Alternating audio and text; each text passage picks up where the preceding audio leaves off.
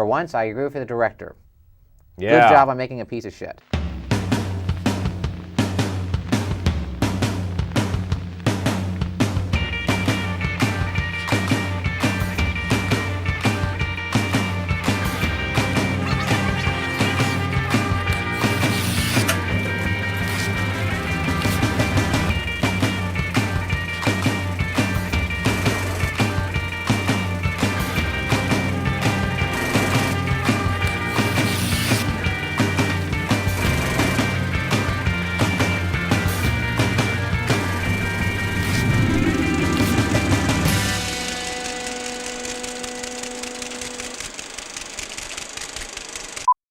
Hi, I'm Edwin Samuelson, and welcome to the CineFiles, your weekly film fix, aka the show that allows you to eavesdrop on the conversation of fellow film fanatics. Let me introduce my panel. To my left, Mr. Eric Cohen, and to his left, Michael Foltz. And we want to remind everyone, please subscribe to our YouTube channel, rate our videos if you're watching this on YouTube, and check out the Facebook page and our blog, which you'll see on the bottom of the screen shortly. Anyway, let's talk about today. This is the show topic that you, the viewers, requested. Adam Owen in North Carolina. You out there, buddy? Big shout out, Adam Owen. We want to thank you for the topic. It's a great topic suggestion, so we're going to do it here tonight. We're going to discuss it. Jeff couldn't be with us because of scheduling problems, but he is here in spirit, and I promise you, if you have questions for him, he will answer them on the Facebook discussion page, and he will talk about the films that messed him up as a kid. Or maybe we can get him to post a little article. I'd love to on the blog. Yeah? Yes, CineFilesTV.blogspot.com. Again, CineFilesTV.blogspot.com. Or if you see Jeff at his token booth on 2nd Avenue, you could just ask him what messed him up. Oh, that's great. That's the first thing Jeff needs is all of our fans rushing his token booth. Yeah, we already got stalkers, great. Man. We don't need any more. Come on. Out-of-state stalkers. Films that fucked you up as a kid. Well, one that really messed me up as a kid, I have to go on record. This is the film I think that I had the most severe emotional reaction to, and it's a film that I look at today and just go, what the fuck was your major malfunction, numbnuts? And that film was Extra. I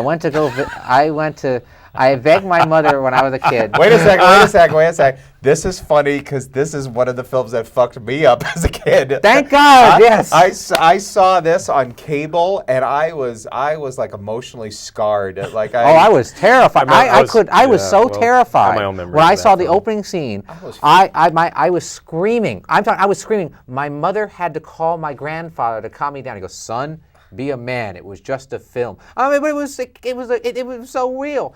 There's a scene where an alien rapes this woman, and I didn't even know about women having certain anatomy yet. And I said it came out of her butt. It was disgusting. Oh my God! It was a full-grown man who becomes reborn. It was so terrifying. I nearly lost it. I mean, I couldn't sleep. I just kept flashing that image. That comes out of nowhere. It's really disgusting, I mean, too. You don't even have like some pre-disgusting stuff. There's also that alien rape scene. It was really revolting, too. I mean, I look at this film now, and I just saw it a few years ago. I mean, I was scared. I thought about going back and watching it again recently just to see what... My friend did a special edition of it. And I thought, I don't really want to because I'm so... That's a British-made movie. Yeah. Yes, it is. It's a really amateurish film. In fact, the director, my friend interviewed him on the DVD, hates the film. He said he goes, I don't know why there's this panther here. We were for the director, the producer. I couldn't figure that out either. He said the producer suggested it, so they had to add it. He goes, I think the movie's utter crap, he says. He really does. It's funny, too, because it's one of those films. I remember I was in England at the time, and, that was a whole period where the whole video nasties thing was like a big deal, where they're trying to put a clamp down on videos and horror films and stuff like that. Got a movie for you then. To watch. And they didn't really cite Extra as being a part of that, but there's this whole thing where it's like, the 80s, low-budget sci-fi films, and they're just starting to do the straight-to-video thing. That was just starting to happen. And Extra was kind of lumped into that category, and I remember hearing how awful the film was, but from the stills you would see in like Starlog and Fangoria, I thought it looked awesome. And the poster is very memorable. And so when it was available on video, which was like immediately, if I recall, 83. I rented that sucker. I put it in the VCR box, and I thought it sucked. I was like, wow, they were right. It really did suck. But it didn't freak you out, that one scene? No, because at that point, I had already seen The Beast Within. I had already seen Howling and all those films, and it's like...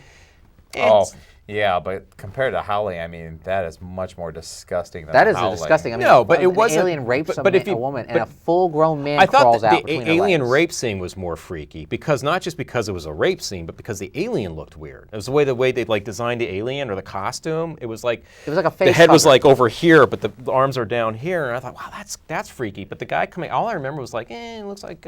Well, basically, cheap the special whole effects. story is like a man is abducted by aliens, and years later, I guess he returns. Well, basically, an alien ship that abducted him returns. An alien comes in, rapes this woman, and her stomach swells. She wakes up, her stomach swells up by Jiffy popcorn. It comes out of her, and he has afterbirth on him and everything, and he's taking a shower, and it's the man who was abducted. And he's trying to reestablish a contact with his son, and that's the whole movie. But this is one that really screwed me up, and I still haven't forgotten it. Like I said, I went back and revisited it years later, and it's just such an amateurish movie. Even the director says it's a piece of shit. And you know what? For once, I agree with the director.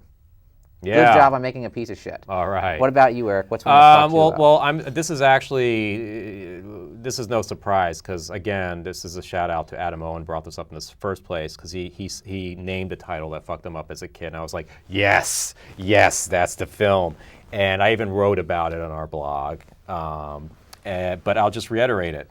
There was a film called Children Shouldn't Play with Dead Things. It used to be shown all the time on Chiller Theater, which is like this horror movie show that was on Saturdays when I was a wee lad living in New Jersey at the time. And I was absolutely obsessed with this film. Every time it came on, I had to watch it. I thought at the time that was Night of the Living Dead. Until, as I got older, realized it wasn't Night of the Living Dead. It was a ripoff of Night of the Living Dead. One of the first ripoffs of Night of the Living Dead, actually. Yeah, it was directed. Tell us how. And this is before the whole. Well, it was Alan Ormsby and Bob Clark. Bob Clark directed, and Alan Ormsby wrote it and co-starred. Who would go on to do the Porky films, but not only that, they would go on to make the classic A Christmas Story.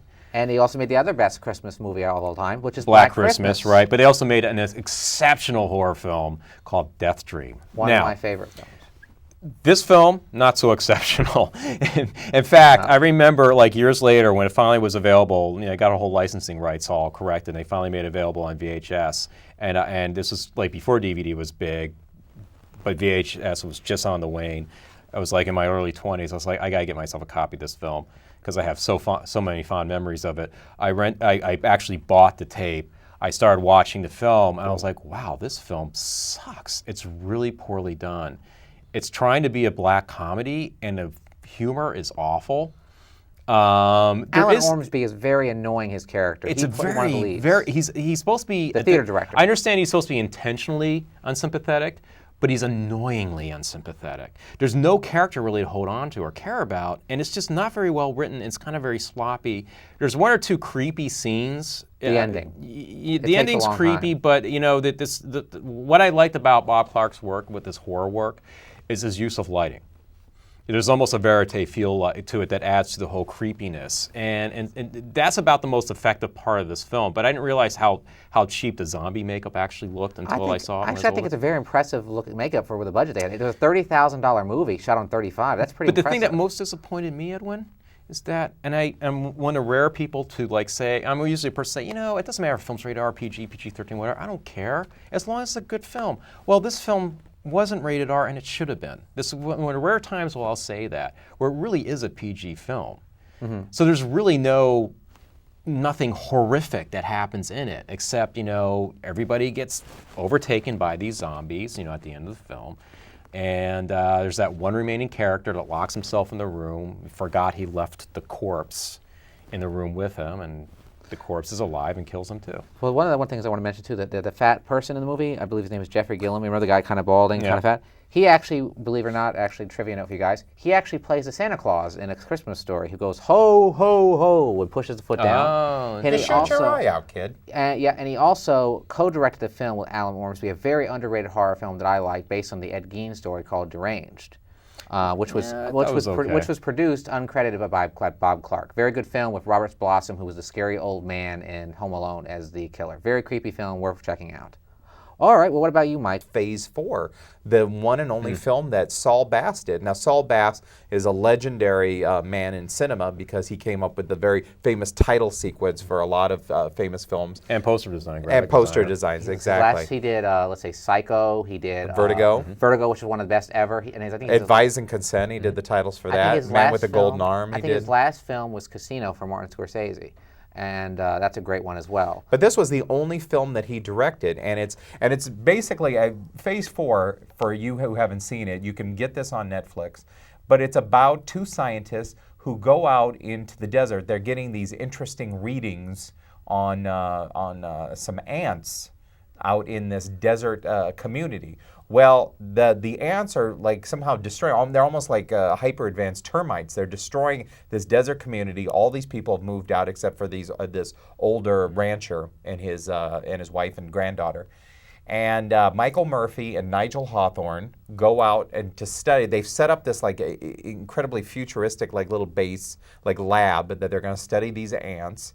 And Nigel Hawthorne is the first one that really takes it upon himself to battle these ants because he realizes they are much smarter and far more destructive. Isn't Michael Murphy like a code expert or something like that? Isn't it, or like a mathematician? But he's like his mathematician, expertise is like in ciphers and stuff like that. So what scares you about this film so much? I mean, because once you see that these ants are.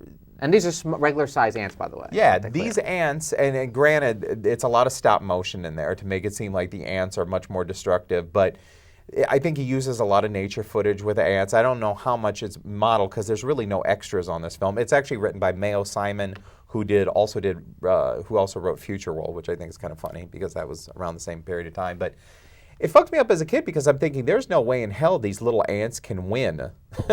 They're not going to win against these scientists because Nigel Hawthorne's pretty smart and Michael Murphy's pretty smart. And Michael Murphy, you can really empathize with his character because part of him wants to just get the hell out of there and the other part of him wants to continue to study to see what these ants are going to do next.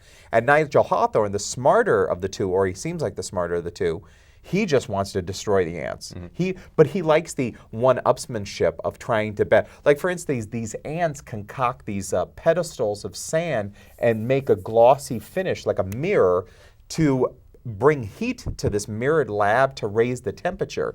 Because their computer that they're reading this code and communicating with these ants and reading these signals is going to, if it gets hot, it's going to cause the computers to burn. But anyway, it's the idea that ants somehow are going to It sounds like the way it's hard to pitch this film because it sounds like ants, what, nature run amok. It's sort of it's very much a film that's sort of in the zone of 2001: A Space Odyssey in a weird kind of way because it's got this little speculative stuff, what if stuff going on. It has some ambiguity to it that's not fully explained and has a sort of ambiguous ending to it. It reminds me a lot of it's visually it's stunning. Well, of course. I mean, there's a lot of like micro photography done with and all sorts of stuff, and the performances are really good. The ending is also the ending carries through with the disturbing note. Like you're thinking you're gonna, as a kid you're thinking, okay, eventually he's gonna conquer these bugs. Like it started in the 50s with science fiction, and you're just waiting for him to come up with the ultimate poison or somehow kill these bugs.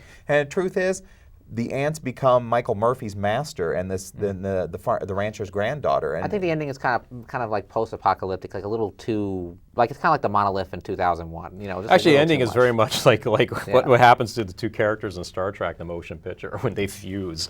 Kind of. It's sort of like similar to that in a weird kind of way, but with ants. Movie it kind of reminds me of though a little bit. It's a movie. It's actually kind of disturbing. It didn't fuck me as a kid, but it reminds me of a film called Demon Seed with Julie Christie. Very similar tone. Very similar. Underrated director named Donald Campbell. Yeah, and the problem with that one is some pre-release cutting, and it has a very bad pacing. But it's a very interesting thing where a computer takes over a household and impregnates this woman to become alive. It's very creepy, and Robert Vaughn plays the voice of the computer, which is really creepy. And you guys probably haven't even heard this film. They'd be very surprised if you had. But in the mid to late 70s. A very low-budget independent film had a short release in the theaters. It was like a roadshow type film. It just got a lot of press and title, and it was called Sasquatch: The Legend of Bigfoot. Oh my God, I've heard of it. And I don't know if this film exists or it's been available or whatever, but at the time it was a very successful film because it had a great, PR. It's like snuff. Yeah, exactly. And it was only like a PG film. Like our parents could take us to see this film, and I was like a fucking, child. And I remember all my friends, all of our parents took us to see this film. And I just remember I don't remember the film in its entirety. I just remember this one scene where Bigfoot is just fucking up everything outside of this house, but you can't see it. You don't know if it's out there. And it's just like a really freaky scene where everyone's stuck inside a house, and finally there's silence and there's quiet. And sure it's not Boggy Creek? No, it wasn't Boggy Creek. No, this is like Sasquatch. And this character like looks out the window, doesn't see anything. He turns around. There's fucking Sasquatch, and then to black, and you don't know what happens to those characters. And the film was structured like a mock documentary. Sasquatch: The Legend of Bigfoot. I'll see if I can get you. And that was supposed to be like a vignette. Okay. All right, I got one for you guys. I know you both have seen it. I know you both have heard of it, but I don't think either one of you have seen it. Right. And I saw this on accident, people. It would be the very famous German filmmaker Rainier Fassbinder. Yeah. Oh, okay, yes. It's called Carell. Oh my God, the Franco Nero film? I saw that as a 14-year-old kid. Dude, that's not a 14-year-old film. Yeah. I saw that as How the hell did you see that by accident? Because I was flipping channels. I think there was something on it because at the time Bravo, before they were bought out by NBC, Bravo was they were having problems. They kept having they would get content and then they wouldn't show something and then they would replace it. Let's just say who's in it. Brad Davis from Midnight Express and Franco Nero, and Brad Davis plays a gay sailor, and this was Fassbinder's, I believe, last film. Yeah. And he died at 44 of a heart attack because I think he directed almost 100 films. He was like a massive drug abuser, crazy alcoholic, dude. and But he was a complete artist. But let me tell you something. If you don't know what the hell you're getting ready to watch, and I think I saw Brad Davis, I'm like, oh, I remember this guy from Midnight Express because I had seen that. And that was also a really fucked up film, too, by the way. Yes, it still works. God, yeah. Still works. But so I'm starting to watch this, and I'm thinking, okay, let's see. And then all of a sudden they start talking, and it's in German, so it's subtitled. And then I just see lots of guys making out like all the time and talking about how much they want their cock and how much they want to fuck this guy. And over, Mike, I'm thinking, if you keep talking about this, people really are going to think you're gay. No, well, that doesn't make any fucking sense because I'm saying that fucked me up. They turn you gay? Yes. Whoa, this conversation took a weird turn. What happened? There's something filmed that fucked us up and scared us. Yeah, I was wondering, how long? Oh, wait a second. How much of this? Fucked me up. You're telling. How much of this film did you watch before you decided that? I'm curious to know. I gotta admit, I think I watched like maybe about 10 minutes, and it was, and then I like. Really? Yeah. I see. I'm sure we have some gay fans out there, and I apologize for that. I'm open-minded people. I don't care about anyone's sexual orientation. I just think it's very funny. Have either of you guys seen any of this film? Because I've not seen it. Actually, I got to be honest with you. I like Fassbinder a lot. I have not seen Corel. Not because I've avoided or anything like that. I just never had the opportunity to see a lot of films in my queue. I would watch them. It is basically a gay porn without any. We are coming across as the most homophobic idiots. Hey, I love Cruising People. That's one of my favorite bad movies of all time. So hey. I hope somebody takes that and just says, I love cruising. Yeah, I wore the leather hat and I go out. But no, another film that screwed me as a kid was one of my mother, being the person she was, the irresponsible parent, took me as a kid to anything I'd want to see. I just pointed this. I said, I'll see this in the paper. And there was one film called Night of the Zombies, and it actually had a little thing that'll say all new, which I thought was kind of weird. And so we go on, and then I find out, I go to this movie, and it's probably the worst movie. I mean, as a kid, I loved it because it's a ripoff of Dawn of the Dead. In fact, it uses all the music from Dawn of the Dead. It was directed by a shitty director by the name of Bruno Mattei, and it's basically it's all stock footage from like a nature documentary when they're in the jungle. And at the end, of course, you think they eradicated all the zombies, and of course, the person touches the person, he turns around and he's a zombie. And I'm like, oh my God, he was a zombie? That kind of stupid shock shit. And I found the film years later. It's also known as Hell Living Dead. And what makes me laugh is on the poster says, due to the shocking nature of this film, no one under the age of 17 will be admitted with adult. I was like 6 and I was able to see this movie on 86th Street. It fucked me up, something terrible. I couldn't sleep. And I got so depressed when the lead guy got killed. But man, is the movie a piece of shit. This is a film that did disturb me as a kid. What? Willy Wonka and the Chocolate Factory. The Oompa Loompas. The first time I saw that, it disturbed the fucking hell out of me. Well, you get it. What the hell happened? There's many scenes in there. What the hell happened to that chick when she fell down that chute into the fiery pit? He's basically saying that there is a chance that they didn't light the furnace, so she might not be burned to cinders. And Gene Wilder's unpredictability. He plays as it like that a child molester. Yes, he does. Undertones. There's undertones. I wouldn't say as a child molester, but I would say that the way that he played the character as an unpredictable, loose cannon kind of character. He comes across as bipolar. He comes off I thought he was scary. I thought he was very somebody who doesn't like kids. Well, anyway, Michael, Child one more. molesters usually like kids. Well, I'm saying he doesn't like kids. What's another one for you? My mom took me to see Halloween 3. And let me tell you something. That's not too cool because they put those fucking masks on. 3 more days till Halloween. And then the fucking laser zaps the Tess family's kids in the back of the head, melts their brain, and then out come the bugs to attack the fat parents. Which is too bad because it was a great damn script. good idea for a story. And they fucking rip off a homeless guy. And then they had one of the most horrible scenes of violence I ever saw. Taking the guy's bone and ripping it up. Just fucking stab him in the heart. Don't rip his fucking bone up. I got one more to mention, then we'll go. Another film my mother took me to see as a kid, and it freaked me out, and it just came out on DVD this week, was Stephen King's Cujo. A very, very well-made adaptation, better than the book, because the book stinks. I just felt sorry for the dog. The movie is very creepy and genuinely disturbing. Definitely one of the ones that disturbed me. Was yes, Louis Teague. He did a very good job. Come John on. DeBont did the camera work, a 360 inside a car. Anyway, that does it for this show. The bone. Tune in. Yeah, I know, it's a pretty Halloween fucked up. 3. What? That is just unnecessarily gory. That's a disgusting movie. I do. Gates of Hell, very disgusting. Too. I like that film. It's Lucio Fulci. So. I think but just that's his best film, actually. I think. I think my favorite's The House by the Cemetery.